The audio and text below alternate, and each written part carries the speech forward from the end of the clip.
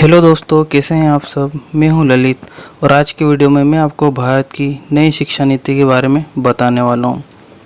दोस्तों, भारत में 34 वर्षों के बाद नई शिक्षा नीति की घोषणा की गई है। भारत सरकार के मानव संसाधन विकास मंत्रालय ने नई शिक्षा नीति की घोषणा की है। इस घोषणा से देश के तमाम छात्रों और उनके माता पिता के जीवन में क्या क्या बदलाव आने वाले हैं वो इस वीडियो में मैं आपको बताने वाला हूँ। अगर आप छात्र हैं या किसी छात्र के माता पिता हैं तो आपको यह सारी बातें ध्यान से सुननी चाहिए। तो दोस्तों, वीडियो के लास्ट तक बने रहिए। अब तक भारत की स्कूली शिक्षा व्यवस्था 10+2 के फॉर्मेट पर चलती थी, लेकिन अब इसे 5+3+3+4 के फॉर्मेट में बदल दिया गया है। इसके तहत स्कूल के पहले 5 वर्षों तक की पढ़ाई फाउंडेशन स्टेज मानी जाएगी, यानी इस दौरान छात्रों के लिए मजबूत नींव तैयार की जाएगी। इसका करिकुलम NCERT तैयार करेगी। इसमें प्री प्राइमरी के 3 साल और पहली और दूसरी क्लास के लिए 1-1 साल शामिल होंगे, यानी कि प्री प्राइमरी के 3 साल और फिर पहली और दूसरी क्लास के लिए 2 साल।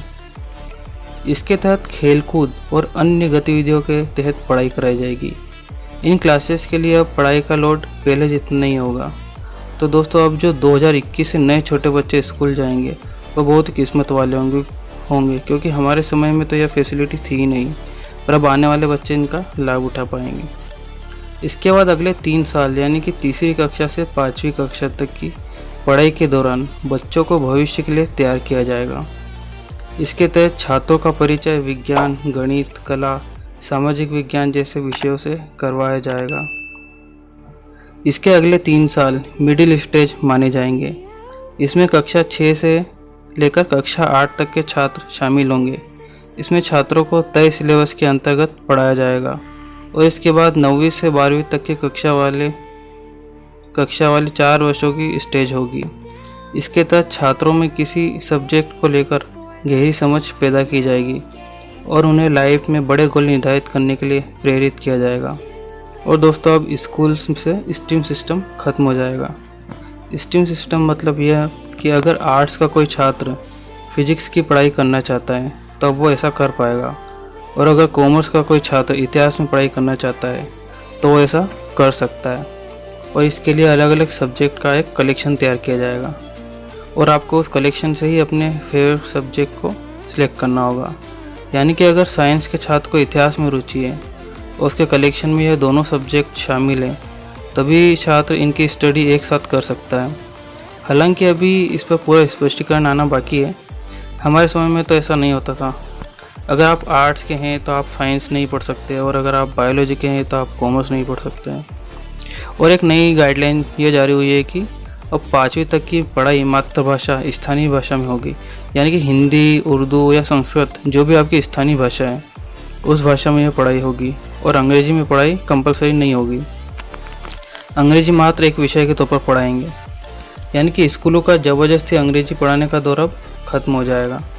6ठी कक्षा में पहुंचने के बाद छात्रों को कंप्यूटर कोडिंग सीखने का मौका मिलेगा, यानी कि अब भारत के छात्र चीन जैसे देशों की तर्ज पर छोटी उम्र में ही सॉफ्टवेयर और मोबाइल फ़ोन्स एप्लीकेशन बनाने की तकनीक अब सीख पाएंगे। और 6ठी कक्षा से ही छात्रों को अब इंटर्नशिप का भी मौका मिलेगा, यानी अगर किसी छात्र की किसी खास विषय में रुचि है और वो इसका प्रैक्टिकल नॉलेज हासिल करना चाहता है तो वो इस विषय से जुड़ी इंटर्नशिप कहीं भी कर सकता है। एग्जाम्पल के लिए, अगर आपका बच्चा म्यूज़िक में इंटरेस्ट रखता है तो वह म्यूज़िक सीखने के लिए किसी म्यूज़िक टीचर के पास अपनी इंटर्नशिप के लिए जा सकता है। और अगर उसे सॉफ्टवेयर में इंटरेस्ट है तो वह अपने स्कूल के दौरान ही किसी सॉफ्टवेयर कंपनी के इंटर्नशिप के लिए जा सकता है। कक्षा 9वीं से 12वीं कक्षा की एग्ज़ाम अब सेमेस्टर के बेस पर होगी, यानी कि इस साल में 2 सेमेस्टर होंगे और हर 6 महीने पर एक एग्ज़ाम होगी, और दोनों सेमेस्टर के अंकों को जोड़कर आपकी फाइनल मार्कशीट तैयार की जाएगी। इसके अलावा बोर्ड के एग्ज़ाम को अब आसान बनाया जाएगा और छात्रों की क्षमता पर ज़्यादा ध्यान दिया जाएगा, यानी कि रटने की नहीं समझने की क्षमता पर ध्यान दिया जाएगा। कॉलेज में पढ़ने वाले छात्रों के लिए भी कुछ नए बदलाव किए गए हैं। जो छात्र 12th के बाद कॉलेज में जाने वाले हैं वो भी ध्यान से देख लें। अब देश के छात्र कॉलेज में एडमिशन के लिए कॉमन एप्टीट्यूड टेस्ट दे पाएंगे।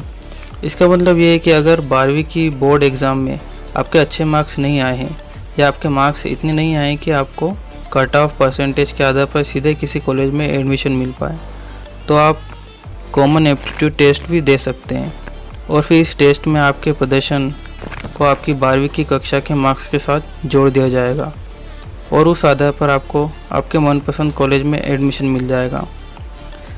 ग्रेजुएशन की पढ़ाई को अब 3 और 4 सालों की ड्यूरेशन में बांट दिया जाएगा।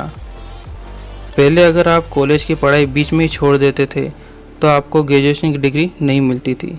या तो आप पूरी पढ़ाई कीजिए या बिल्कुल मत कीजिए, क्योंकि नई शिक्षा नीति के अनुसार अगर आप पहले 1 साल पढ़ाई के बाद छोड़ देते हैं तो आपको एक सर्टिफिकेट दिया जाएगा। ये आपका सर्टिफिकेट कोर्स माना जाएगा। अगर आपने कॉलेज का फर्स्ट ईयर कंप्लीट कर लिया है और उसके बाद पढ़ाई छोड़ दी तो आपको सर्टिफिकेट मिलेगा। इसी तरह अगर आप 2 साल के बाद पढ़ाई छोड़ देते हैं तो आपको डिप्लोमा दिया जाएगा और अगर आप 3rd ईयर तक पढ़ाई कर लिए तो आपको एक बैचलर्स डिग्री दी जाएगी। और अगर आप 4 साल का कोर्स करके बैचलर डिग्री लेना चाहते हैं तो आपको रिसर्च के सर्टिफिकेट के साथ यह डिग्री मिलेगी। इससे उन छात्रों को सीधा लाभ मिलेगा जो कॉलेज में 4 सालों के दौरान किसी न किसी प्रोजेक्ट पर काम किए होंगे। इस फैसिलिटी को मल्टी एंट्री और मल्टी एग्जिट वाली फैसिलिटी कहा जाता है, यानी कि छात्र जिस विषय की पढ़ाई करना चाहेंगे तो वो ऐसा कर सकेंगे और जब वो ये पढ़ाई छोड़ना भी चाहेंगे तो ये काम भी आसानी से कर सकेंगे। इसलिए इसे मल्टी एंट्री और मल्टी एग्जिट कहा गया है। इसके अलावा ज़्यादा कोर्स एक साथ कर पाएंगे। जो कोर्स पूरा होगा उसके अंक क्रेडिट बैंक में जमा होंगे। आखिरी डिग्री के कोर्स में इस क्रेडिट को जोड़ा जाएगा। ये पूरी फैसिलिटी एक तरह से डिजिटल और ऑनलाइन होगी। तो दोस्तों, ये थी भारत की नई शिक्षा नीति।